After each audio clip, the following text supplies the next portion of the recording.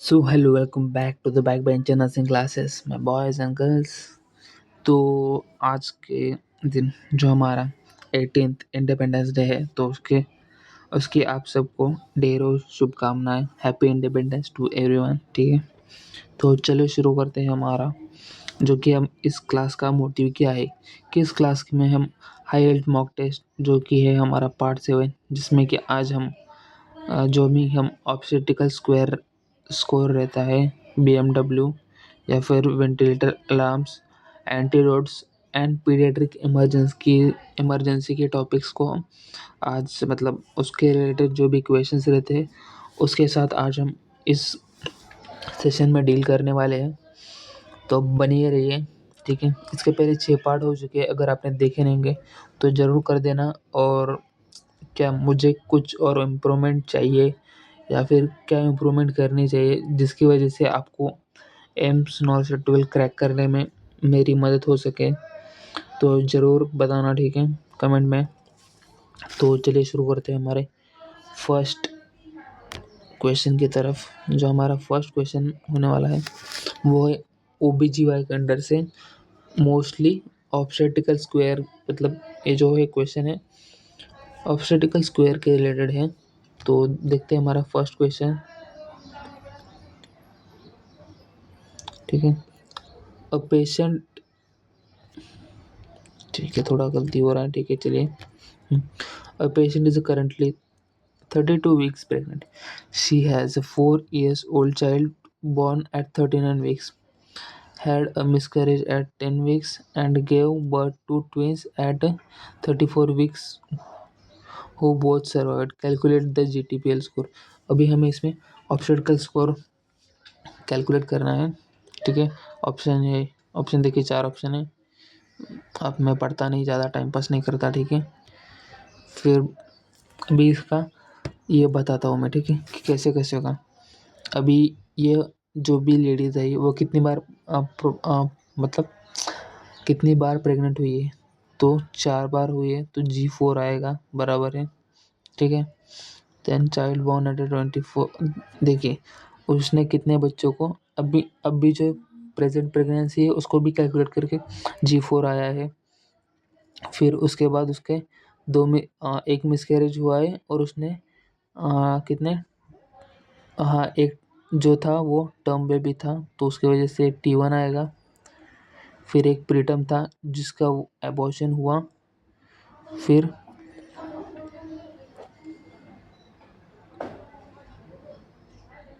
एक का एबॉर्शन हुआ, एक प्रीटर्म था, और अभी लिविंग कितने हैं उसके, 3। 3 कैसे, एक पहला वाला जो टर्म था और जो ट्विंस। ठीक है, ये जो ट्विंस है ये ट्विंस, तो उसकी वजह से उसके टोट ऑब्स्टेकल स्कोर आएगा G4।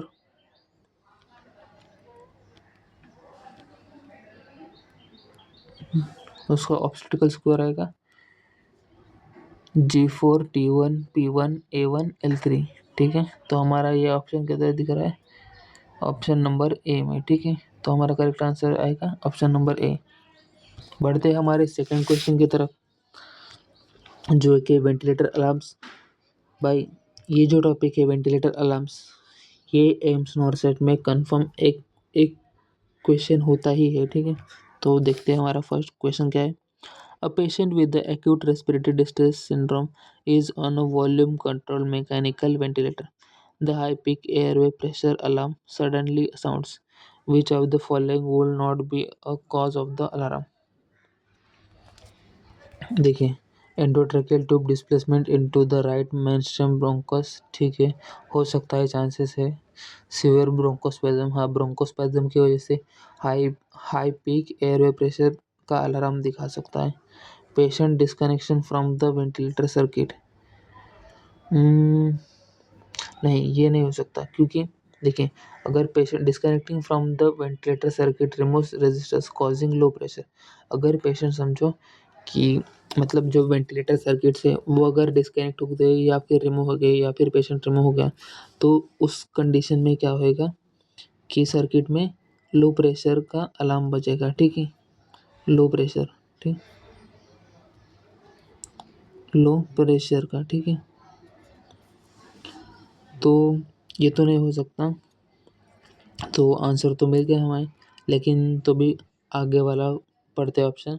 कोपियस पल्मोनरी सिक्रेशंस, नहीं इसमें भी हाई प्रेशर ही आएगा, ठीक है। तो हमारा करेक्ट आंसर जाएगा ऑप्शन नंबर सी, राइट, ठीक है। अभी इसमें एक न्यूमोनिक दिया है, मतलब मेमोरी ट्रिक है बस, ठीक है। होल्ड हाई, अगर ऑब्स्ट्रक्शन रहे, देखिए होल्ड याद रखिए आप, ठीक है। एच मतलब हाई, ओ मतलब ऑब्स्ट्रक्शन। अगर वेंटिलेटर में हाई हाई प्रेशर अलार्म दिखा रहा है तो उसमें क्या होएगा, ऑब्स्ट्रक्शन होएगा। अगर लो दिखा रहा है तो उसमें क्या होएगा, डिस्कनेक्शन होएगा, ठीक है, ये याद रखना। बढ़ते हैं हमारे थर्ड क्वेश्चन की तरफ, जो कि फार्माकोलॉजिकल, मतलब फार्माकोलॉजी का है, फार साइकेट्रिक, ठीक है। क्वेश्चन है, a bipolar patient stabilize on lithium carbonate is prescribed loop diuretics for mild oedema. The nurse knows this combination increase the risk of a severe lithium toxicity, primarily due to which mechanism। हमें हमें हमें इसमें mechanism बताना है कि किस कौन से मैकेनिज्म से पेशेंट को लिथियम टॉक्सिसिटी होगी, ठीक है। अभी बेसिकली लिथियम क्या करता है, lithium is a salt that is chemically similar to sodium. Lithium और सोडियम है जो केमिकली सिमिलर है। तो किडनीज क्या करती है, kidneys can not easily tell them apart. When a patient takes diuretics, sodium is lost. The kidneys attempt to compensate for low sodium by intensely reabsorbing salt, reabsorbing toxic amount of lithium in the process, ठीक है। मतलब कि क्या होता है, जो हमारी kidneys है वो कंफ्यूज होती है, ठीक है। तो जब भी हम पेशेंट को डायरेटिक्स देते हैं उस कंडीशन में क्या होता है कि सोडियम का लॉस्ट हो जाता है, लेकिन जो भी हमारे बॉडी में सोडियम है वो लॉस हो जाता है, ठीक है। तो किडनीज क्या करती है, कंपनसेट करने का ट्राई करती है, ठीक है, क्योंकि क्या हमारे बॉडी में हाइपोनेट्रियम है। हाइपोनेट्रियम मतलब ठीक है कि सोडियम कम हुआ है इसलिए, ठीक है। तो क्या करती है, इंटेंसली रीएब्सॉर्ब करती है सॉल्ट्स को, और उसी मतलब जो भी रीअब्सॉर्बिंग का प्रोसीजर है उसमें वो गलती से क्या करती है, लिथियम का रीअब्सॉर्प्शन ज़्यादा कर देती है, तो उसकी वजह से लिथियम टॉक्सिसिटी हो सकती है। तो हमारा करेक्ट आंसर क्या जाएगा, ये वाला बी वाला, sodium depletion causes the kidney to reabsorb lithium instead of sodium, बराबर है, ठीक है। हम्म, तो नेक्स्ट क्वेश्चन है चाइल्ड नर्सिंग का, ठीक है, cardiology. A 3-year-old child presents with a prolonged high fever for 5 days, ठीक है। Bilateral conjunctivitis without exudate, ठीक है। Strawberry tongue, cracked nipple, peeling of skin on the hands. The nurse anticipate administering which treatment to prevent coronary artery aneurysm, ठीक है। तो इसमें correct answer जाएगा IV immunoglobulin, IVIG and dose and high dose of aspirin, ठीक है। तो अभी ये डोज हम क्यों देंगे, ठीक है। तो ये क्या है, क्लिनिक मतलब ये जो इधर सिम्टम्स दिए हैं जैसे कि high grade fever, bilateral conjunctivitis without accident, strawberry tongue et cetera et cetera, ठीक है। तो ये क्या है, कावासाकी डिसीज के ट्रायड है या फिर मोस्ट इम्पॉर्टेंट साइन है, ठीक है।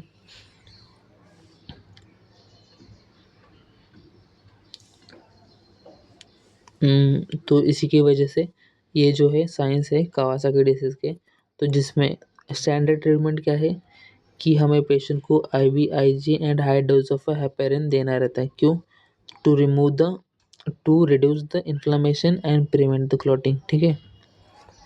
तो आपको अगर इधर भी क्वेश्चन पूछा जाए कि कावासाकी डिसीज का प्रॉपर ट्रीटमेंट क्या है, तो आप क्या बताओगे, administration of IVIG and high dose of aspirin, यही हमारा स्टैंडर्ड ट्रीटमेंट है कावासाकी डिसीज के लिए। और उसके क्लिनिकल या फिर ट्रायड बोल लो या फिर साइन एंड सिम्टम्स क्या रहते हैं, प्रोलॉन्ग फीवर रहेगा बच्चों को, मोर देन मतलब 3-4 दिन से ज़्यादा ही रहता है, ठीक है। बायलैटरल कंजक्टिवाइटिस रहेगा विदाउट एक्सुडेंट, ये याद रखना। और उसका मेन इम्पोर्टेंट ये क्या है, ये जो स्ट्रॉबेरी टंग, सॉरी, ये जो स्ट्रॉबेरी टंग करके एक टर्म है, तो वो आपको क्वेश्चन में किधर ना किधर पूछा जाएगा। अगर स्ट्रॉबेरी टंग दिखा आपको तो समझ जाना कि ये हो रहा है कावासाकी डिसीज, ठीक है। Crack nipples, sorry, crack lips and piling skin, ये उसके कुछ साइन एंड सिम्टम्स है, ठीक है। बढ़ते हैं हमारे फिफ्थ क्वेश्चन की तरफ से, जो कि होने वाला है इन्फेक्शन कंट्रोल बीएमडब्ल्यू गाइडलाइंस। एकदम इजी टॉपिक है, ठीक है, ज़्यादा कुछ टेंशन लेने की ज़रूरत नहीं है। ठीक है। According to biomedical waste management rules in India, how should empty unbroken glass medicine vials and ampoule be dispose of in the hospital setting, ठीक है। अभी आपको क्लिनिकल का याद रहा होगा तो आपको पता होगा कि आपने अगर मेडिसिन वायल है आपके पास या फिर एम्प्यूल है, उसमें से आपने मेडिसिन विड्रॉ किया, तो आप बचा हुआ वो जो कांच का बॉटल रहता है वो आप किधर डालते हो भाई? सही सही करेक्ट, जो भी है ब्लू कार्डबोर्ड बॉक्स या फिर बिन, हम उसमें डालते, ठीक है। अगर आपको ये चीज़ पढ़नी है तो आप पढ़ सकते हो, ठीक है। एकदम इजी है, कुछ ज़्यादा ज़रूरत नहीं। नेक्स्ट क्वेश्चन है fundamentals of nursing positioning. Positioning भी एक इम्पोर्टेंट टॉपिक है, ठीक है, जो कि हर मतलब किसी ना किसी चीज़ से रिलेट करके ही एम्स में क्वेश्चन पूछा जाता है, ठीक है। A nursing officer is preparing to administer large volume cleansing enema to an adult. Which position is the most appropriate to facilitate fluid flow into the colon by gravity and match anatomical structure? ठीक है। अभी हम किसी भी patient को enema या फिर बायोलॉस कुछ भी देना रहेगा ना, तो हमें सबसे मोस्ट इम्पॉर्टेंट मतलब पोजीशन जो है वो होती है लेफ्ट लेटरल सिम्स पोजीशन, ठीक है। ये देखिए हमारा बी ऑप्शन करेक्ट जाएगा, ठीक है। बढ़ते हैं हमारे सेवेंथ क्वेश्चन की ओर, जो कि है फार्माकोलॉजी के under emergency antidote. A pregnant patient with a severe preeclampsia is receiving an IV magnesium sulfate infusion. During assessment, the nurse notes her respiratory rate has dropped to 8 breaths per minute and deep control reflex are completely absent. Which medication must be administered? ठीक है।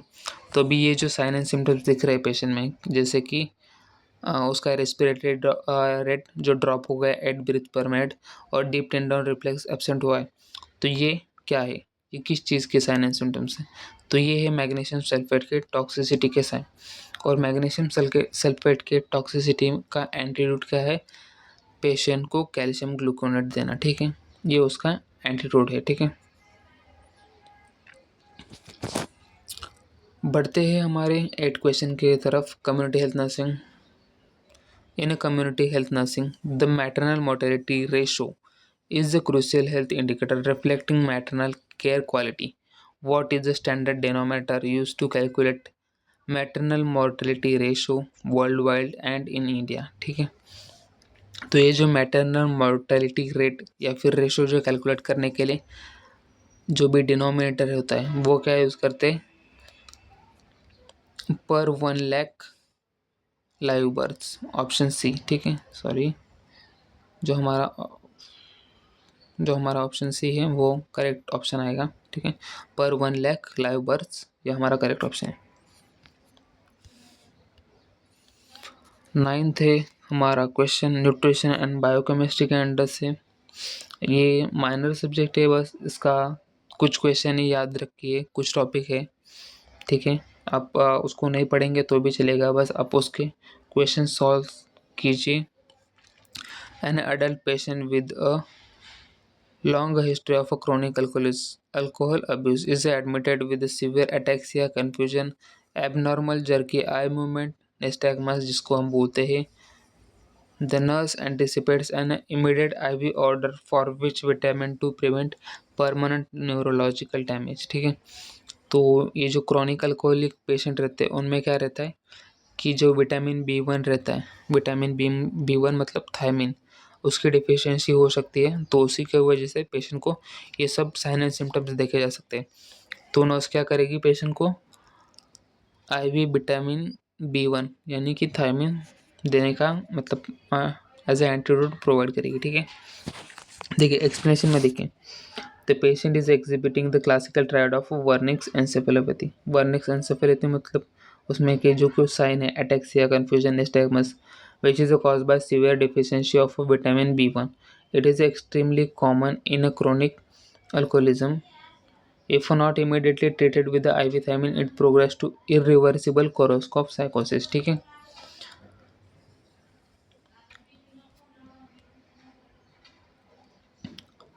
Last हमारा question है anatomy और physiology के under से, which specific endocrine gland secretes a hormone that actively lower serum calcium level by inhibiting osteoclast activity in the bones. ठीक है, तो इसका करेक्ट आंसर जाएगा, उसको आपको कमेंट में बताना। ठीक है, इसका करेक्ट आंसर आप हमें कमेंट में बताइए। ठीक है,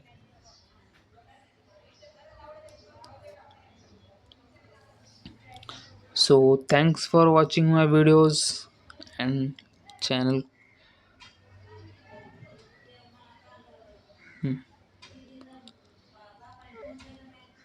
लाइक कर देना इस वीडियो को और चैनल को सब्सक्राइब कर देना। ठीक है, पूरा नहीं लिखता, टाइम पास हो जाएगा। Thank you.